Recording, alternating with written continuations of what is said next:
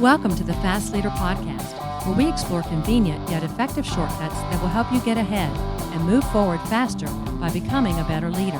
And now, here's your host, customer and employee engagement expert, and certified emotional intelligence practitioner, Jim Rimbaugh. Call Center Coach develops and unites the next generation of call center leaders. Through our e-learning and community, individuals gain knowledge and skills in the 6 core competencies that is the blueprint that develops high-performing call center leaders. Successful supervisors do not just happen. So go to callcentercoach.com to learn more about enrollment and download your copy of the Supervisor Success Path ebook now. Okay, Fast Leader Legion, today I'm excited because the guest that I have on the show today is really going to give me maybe a little bit of insight to whether or not I have that presidential type of feel. Born in Natchez, Mississippi, Keahey grew up in Columbia, Louisiana, the oldest of 3 with a younger brother and sister, to a crop-dusting, dirt farming father who served the public and his profession at the local, state, and national levels, and who built airplanes and boats in his spare time, and to a strong mother who went back to work at 65 and recently retired at 82.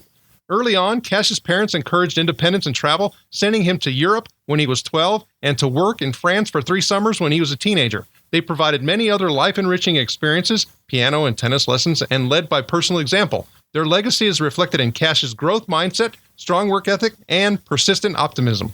After receiving an undergraduate degree in marketing, Cash began a 23-year career inside a large global organization where he was exposed to many different corporate cultures and leadership styles. Along the way, he picked up an MBA in finance from the University of Houston and several leadership roles himself. Cash's first job as a manager, leading development and marketing programs, led to his managing a sales territory, which led to his leading an enterprise-wide culture change for that 10,000-employee organization.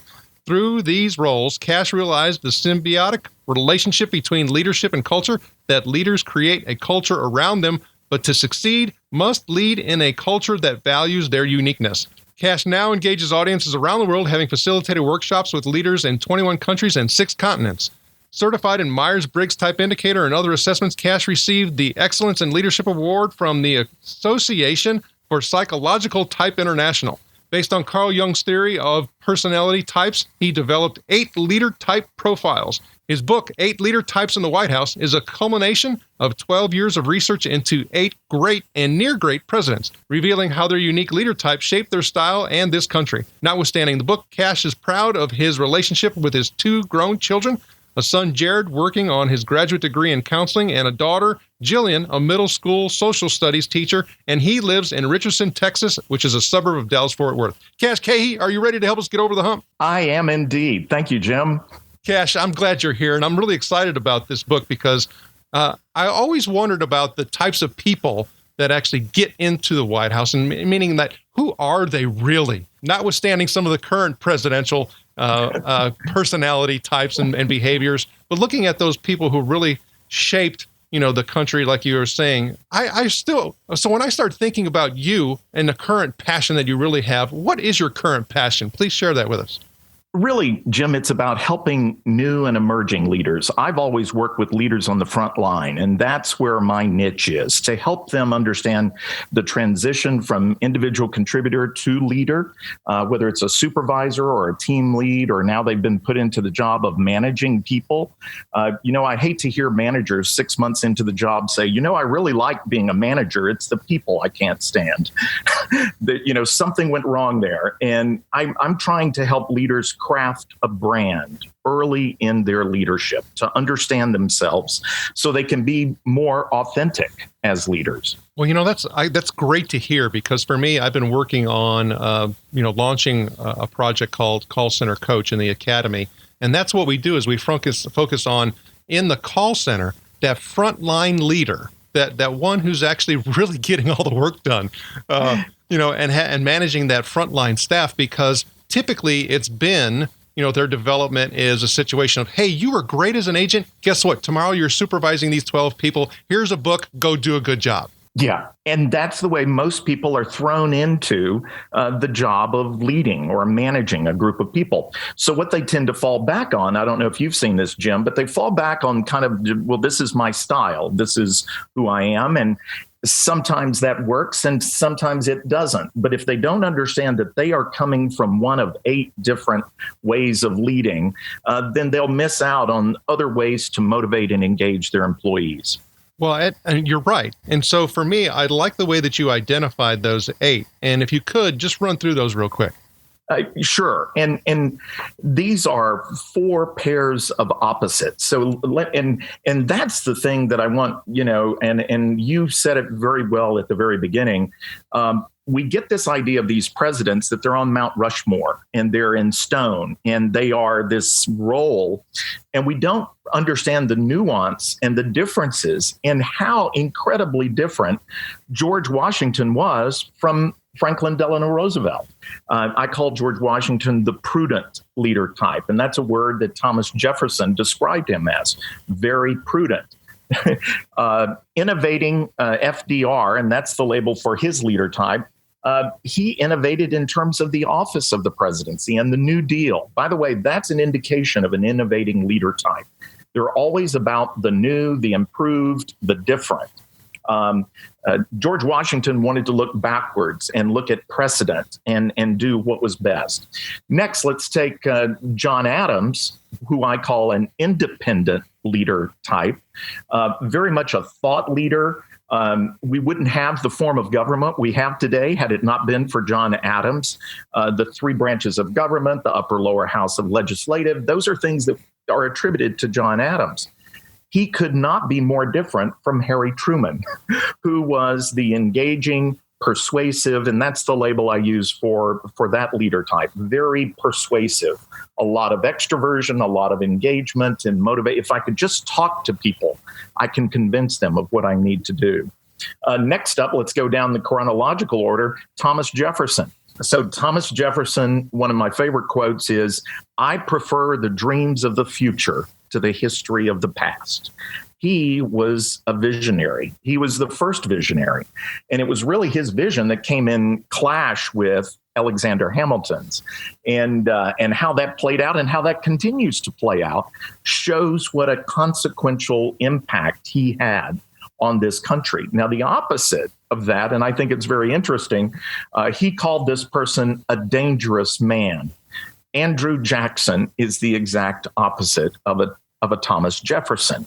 And Andrew Jackson is very proactive, very pragmatic, very in the moment. My favorite quote on Andrew Jackson is, "When the time for action arrives, stop thinking and go in." So just go, get it done. And that was not the deliberate Thomas Jefferson.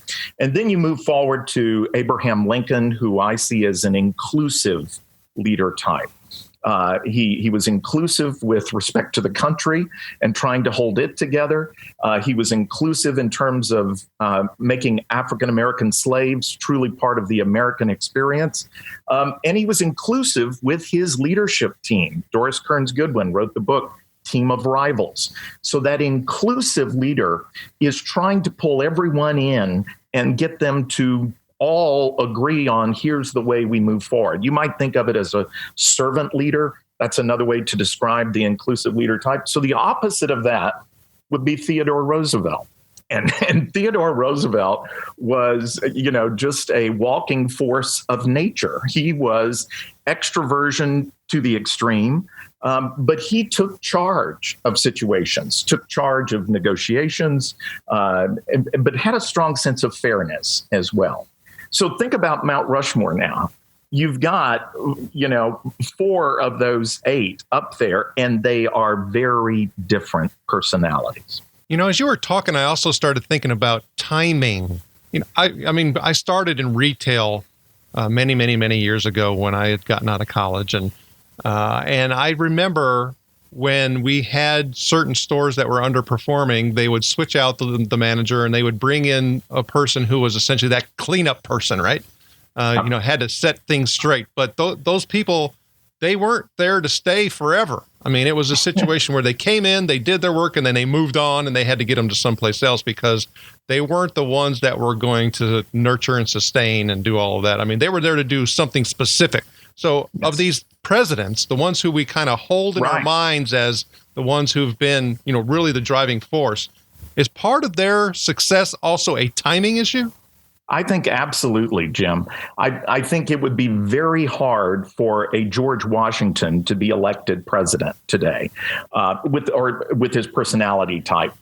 Highly conscientious. And now here's where we get into the struggle of what does it take to get elected versus what does that look like once they're in office? And of course, the need for a candidate that is outgoing and extroverted, I think, has been shown by other researchers. But what does that predict about what they're going to be like once they get in the office? And so I totally agree. And I think there's been FDR kind of set a template for leaders going forward. He was about the New Deal. JFK was the new frontier. Clinton was a new Democrat. You see that word new? They are all in that mold. And that has been proven to be fairly successful in recent history. Of course, I was going way back, because these 8, their history has been written. We know what the consequences are of their presidencies. Well, one of the things that also kind of struck me is that when you start looking at historical record and you're trying to essentially determine somebody's personality type, how clean is that data? Well, and here's where I benefited tremendously, Jim, from a book that had been written about 12 years ago. In fact, that's when I got the idea.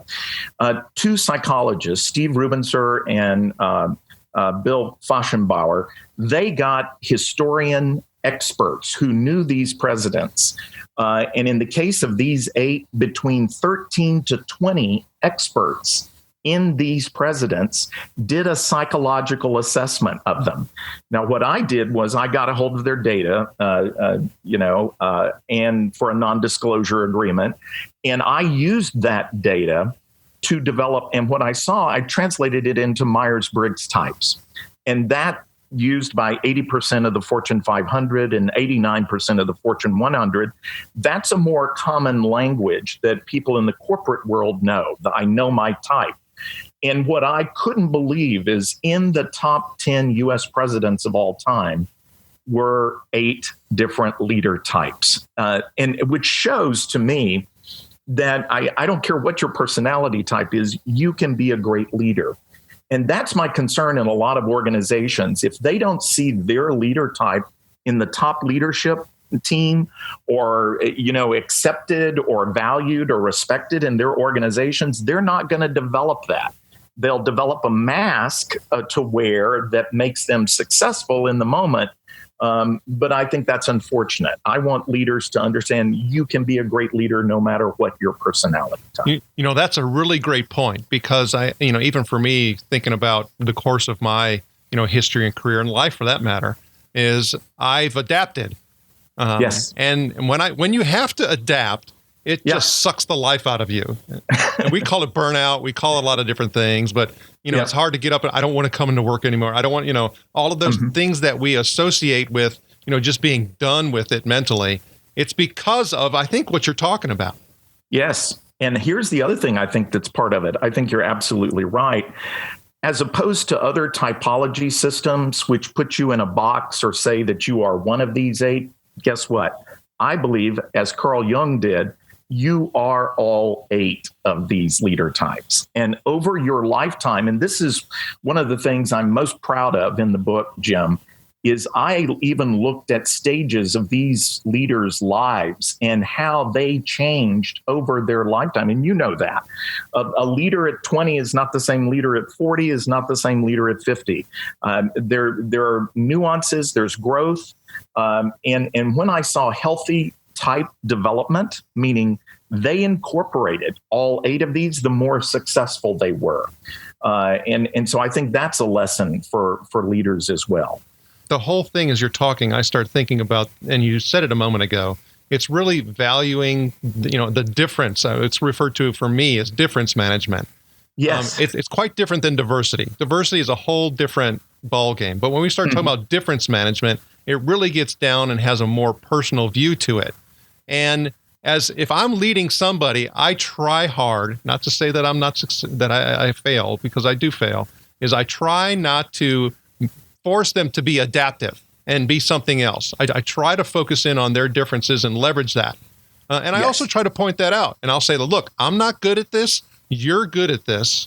And so therefore, that's why we work well together. And they appreciate that, because oftentimes they don't see that.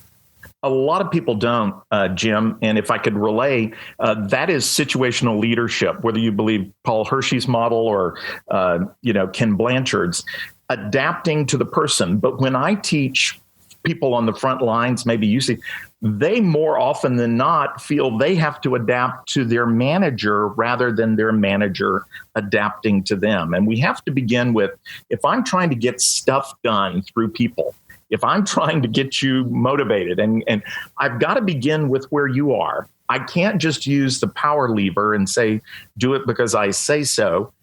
Because one of the big truisms I've found is compliance does not equal commitment. And I can, if I'm going to drive performance, I better first engage you and really get you on board to set you up for success, and so that we all succeed. It's funny that you said. I was just having a conversation with somebody the other day, and they made some type of comment to the effect of, I need to be motivated. I'm like, that has to come from within. Yeah. I said, if you're looking for me to motivate you, I said, that's the wrong place to be looking. Yeah, that's the classic intrinsic versus extrinsic. And we know intrinsic works. Extrinsic is short term, the carrot and the stick kind of thing. So absolutely. Yeah. Okay. All right. So when I start thinking about, the work that went into this, I mean, your journey of it, also the data that you leveraged. I mean, I start, looking at a lot of different things that have had a significant impact. And one of the things that we look at that has impact on the show are quotes. And I know you have a ton of them, but is there one or two that stand out for you that you can share? You have no idea how much I love quotes, Jim. And there's over 200 of them actually in the book. I actually find quotes as a great way to type someone. And that's one of the ways that if this quote really resonates with you and the opposite, you really like, no, that doesn't sound like me. That's telling you something about your preference and about your type. I have to go back to a quote, though, that I said on stage. I'm a sometime actor. And I love Shakespeare. And there's actually been books, on Shakespeare and leadership. And it was in the role of Polonius in Hamlet, where he's giving advice to his son. And he says, "To thine own self be true, and it must follow as the night the day. Thou canst not then be false with any man." And that is something that I believe that if you begin with, know yourself, be yourself, that is incredibly powerful, empowering to leaders. And so that's one of my big messages. Yeah. Well, thanks for sharing that. And, as you were talking, and we've been talking a lot about this, what can seem to be or appear to be all things that are happening from an internal perspective of an organization, is that all of what we're talking about here totally affects the customer experience as well. Because Absolutely. If you don't appreciate the differences, if you don't bring those differences into your organization and use those in order to focus in on serving the customer better, you only end up trying to serve the customer in one way, and that never works. Absolutely. You've got to begin with the fact they're buying from you. How do I get them to understand? How do I get inside their head to really understand them? So begin with the end in mind, begin with them in mind. Yes. So I'm sure with this entire journey that you've had, a lot of, just even in your career, that you've had several humps that you've needed to get over yourself. And I know writing the book is huge, and the even bigger hump is actually promoting it. So I'm glad you're on the show. But when you start thinking about a time where you've had to get over the hump and you learned a lot, is that something you can share with us? Absolutely. And it really relates to why I want to help leaders on the front line with the transition. It's when I got my first manager job. And I'll never forget, I'd been in the corporate headquarters. They called it galactic headquarters. So it gives you kind of an idea of the opinion of that role. It was an individual contributing role. It was facilitating strategic planning for the corporate executives. But I realized I wanted to grow and try my hand at leading people. And in a reorganization, I got tapped to be brought into the operations. So the customer-facing group, which was developing marketing programs. And I'll never forget David Osment, my first boss who hired me as a manager. I now look back on him as a very different type from me, but I didn't know it at the time, but they brought me in because of my personality type to facilitate a culture change in a group. But I came into an organization where there were, of course, and I know a lot of your listeners can relate to this when they get promoted to manager, there were other people reporting to me who wanted my job, who thought they should have got my job. And who is this guy from corporate that's coming in? And so what I found worked for me, Jim, and this kind of goes along with my personality, is coming in with some humility, coming in with, I don't have all the answers, but I am going to ask questions and tough questions. And so I think that facilitative leadership worked for me, and that's part of my gift. Also kind of the optimism and energy and extroversion helped as well, but not, one of the big challenges as a new manager, I hear this all the time in my classes, is micromanaging. The idea goes, I was put in this position because I was the best doer. And so shouldn't people do it exactly the way I do it? I don't have that mentality. I believe everyone has their best way of doing, that you manage to outcomes. You don't manage people around how exactly they do it. And so that worked for me. And I'll never forget that led to a larger position, managing managers in a sales role and leading and so I thank David Osment for that. It was a challenge though, because I had to win the respect of the people reporting to me. Like, what is your value add here? And so that was certainly a challenge. So for me, as you were talking, I started thinking about what we were mentioning a moment ago, and that's the whole issue around that difference management and focusing in on the individuals. So if you were to say the people who were the ones who were kind of bitter that wanted your job, I mean, what did you have to do differently to them or with them in order to win them over, so to speak? Yeah, I think it was building a rapport individually with them, Jim. I think a lot of times leaders don't take the time to just be one-on-one with people and get to know them and understand what's important to them, what matters to them, how can I help you? Because one of the things they appreciated was, and one of the guys reporting to me actually then did get promoted. I said, how can I help you get the next promotion that comes along? How can I, help you grow? I think Jack Welch said it really well in a YouTube video that you can find on Candor. He was talking to Stanford MBAs. He said, before you become a leader, it's all about you. But the day you become a leader, it's about them. And your success is tied to their success. And if you keep doing your own job or kind of focusing on yourself, you'll go nowhere in a layered society. You've got to build the people around you. Well, that's so true. I mean, and we know that, but it's not easy to do, right? I mean, it's very simple to say. So it is. And I think one of the challenges, managers, and I was getting pressure from above, but you've got to manage that with the expectations from below and to understand these are the people that are going to actually get the work done. How do I best engage them? And I think that rapport building, that respect building turns into trust that you leverage. Well, to me, even when you were explaining it, I mean, you didn't come right out and say this specifically, but it sounded to me like your tactic was more forward thinking as well. Yes. I'm trying to get them to think not now, but in the future. Where do we want to be? And that was because of my strategic planning background, that really kind of resonated with them, that at least I had the future vision that I could help them with. You know, that whole foresight component is something that I'm seeing coming up as an issue in a lot of different ways, that in today's work, and even, just got through some parent-teacher meetings with kids. It seems to me like we don't necessarily do a good job of foresight, teaching people foresight abilities and skills And so, I mean, what do we need to do differently in order to change that? Well, let me give you the bad news first. And by the way, I've learned that from the book by Daniel Pink, When, that it's better to give bad news before you give good news. And for that, just that little soundbite there may be useful to some of your listeners. But the bad news is I think that's a very rare gift. Now, we've all got it within us.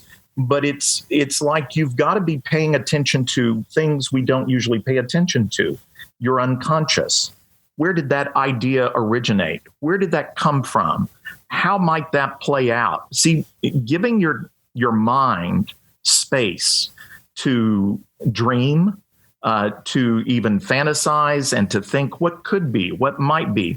I think in our high-pressured go, do world, we are not given the space to really spend that time in recreation and thinking, because that's where the insight and the vision comes. It's amazing to me how much comes from play. How often do you get a great idea when you're focused on the problem? Rarely. When you get great ideas is when you read something else that you then relate to what you're working on, or you go take a walk, or you're kind of like, wow, that it's having those moments of reflection and paying attention to what's going on in your unconscious. To me, that's the only way you're going to develop that. Okay, so that's an interesting connection, because when you start reading about some of these people who now we associate as being just absolute genius, they did some of those really tactics associated with what you're talking about. I was reading somewhere about someone who used to take a 2-hour afternoon walk. Yes. And would intentionally go and do things that were more, out in nature. And then that helped them be more creative in their thinking process. Absolutely. And if you look at Steve Jobs, his mindfulness, his Zen, his meditation, I think that was one of the big keys for him, that he gave himself some space to get away from. And not that you can ever eradicate your thoughts, but just to examine your thoughts and say, what is that about? And where did that come from? And where is that going? I mean, I'm really excited about being able to learn a little bit more about these people who are on Mount Rushmore and how they were different, and then seeing how the whole timing fits, because I think it does give kind of perspective and a good opportunity to do some self-reflection. But when you start looking at all the things that you're doing, we talked about your passion, we talked about, the book and promoting the book and all of that, and a lot of things that you have going on. But if you had one goal right now, what would it be? I would say it's the world needs better leaders. And I don't mean it just at the top. Look at what's happening in schools right now. Look at what's happening around the country and around the world.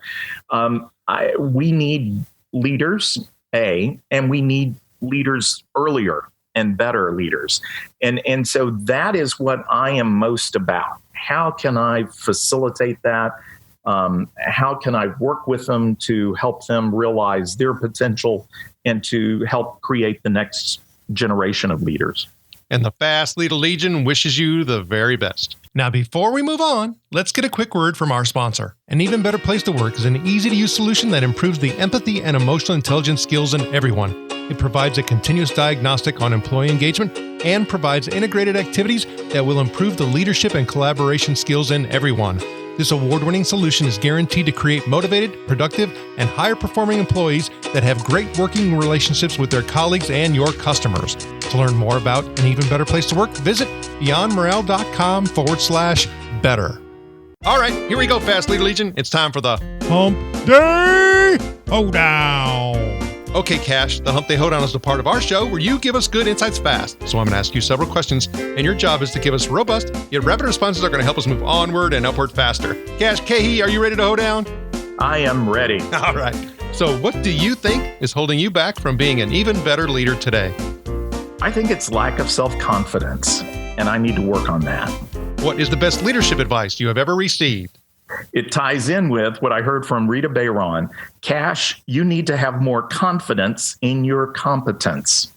What is one of your secrets that you believe contributes to your success? That I'm approachable. I'm human, and I know it. What do you feel is one of your best tools that helps you lead in business or life?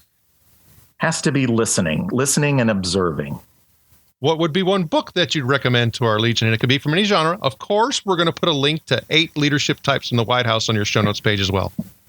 Of course. But a book that I've not only read, I've reread is The Obstacle is the Way by Ryan Holiday. A great one.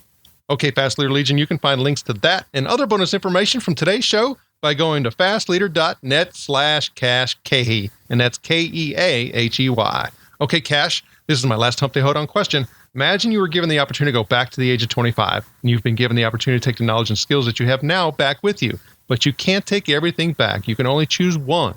So what skill or piece of knowledge would you take back with you, and why?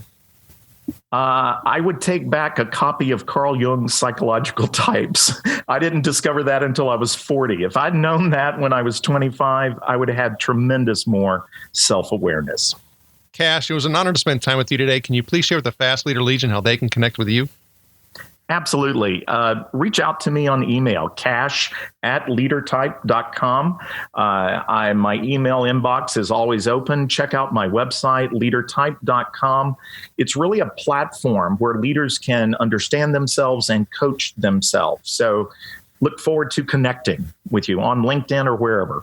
Cash Keahey, thank you for sharing your knowledge and wisdom. The Fast Leader Legion honors you and thanks you for helping us get over the hump. Thank you for joining me on the Fast Leader Show today. For recaps, links from every show, special offers, and access to download and subscribe, if you haven't already, head on over to fastleader.net so we can help you move onward and upward faster.